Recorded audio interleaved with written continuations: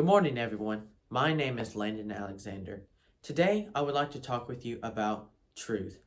This is a very critical and important subject, especially in our time period, with the new movements of postmodernism, relativism, and transgenderism, which are invoking beliefs such as there is no truth. Truth is malleable based on subjective preferences. You can be whatever you want to be. It doesn't matter. There's no moral standard. It's nothing's truly good or bad. Nothing's truly right or wrong. They're just different. This is a very dangerous subject, and the philosophy can be damaging.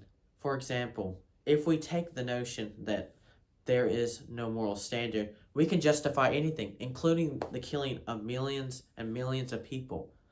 Also, we're seeing kids coming out of academic universities questioning whether they can even trust reality, whether they can believe that their senses and their cognitive faculties can be trusted that observe and record data from experience in reality. I believe that we can show that there not only is objective truth, but that we can search it, and because we can search it and learn from it, our society will become a better place. Today, I would like to talk about pursuing truth. There are some questions we need to ask ourselves, though, when we go about pursuing truth. Question number one is, does objective truth exist? And I believe we can show that objective truth exists with some philosophical as well as our own experience.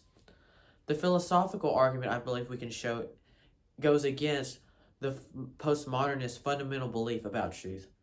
Their belief, that their statement about truth, the statement, there is no truth, is a statement of absolutism, which is covering all aspects of reality. The problem is the statement undermines itself. For example, just like the statement, there is no truth, I would ask the postmodernist, is that statement true? See, if that statement is true, then it undermines what the statement is suggesting, that there is no truth. But if the statement is not true, then objective truth does exist. So you see, it undermines itself. And I believe our experiences can testify to this belief that there's objective truth. For example, I am making a video. My senses are testifying to the belief that I am making a video. It does not testify to the opposite, that this is all delusion and that this is not what's actually going on. The problem is they have to assume that our senses, all of our senses in every human is delusional, and that everything we touch and everything our senses come into contact with is a delusion as well. The probability of that is so slim, it is almost impossible.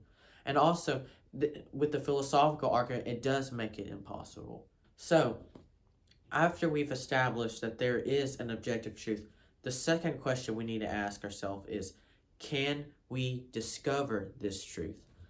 Now, for this one, we need to examine a philosophical argument again. For example, the statement, there is objective truth, we've already said that to be true. The question we need to ask ourselves is, were we able to discover that? Are we able to know that? See, the reason is we were able to know that is true, so now we can proclaim it. Our experience also testifies to this as well. When we go and we are going out through our daily lives, for example, when you go and eat breakfast, your cognitive faculties are telling you that you are eating breakfast, maybe cereal, eggs, whatever. And your senses are testifying to that. So because you are able to discover that you are eating breakfast, and since we know that there are objective truths, now you can proclaim the truth. Let me repeat that again. Because you are able to discover truth, you're able to now have knowledge of it and proclaim it.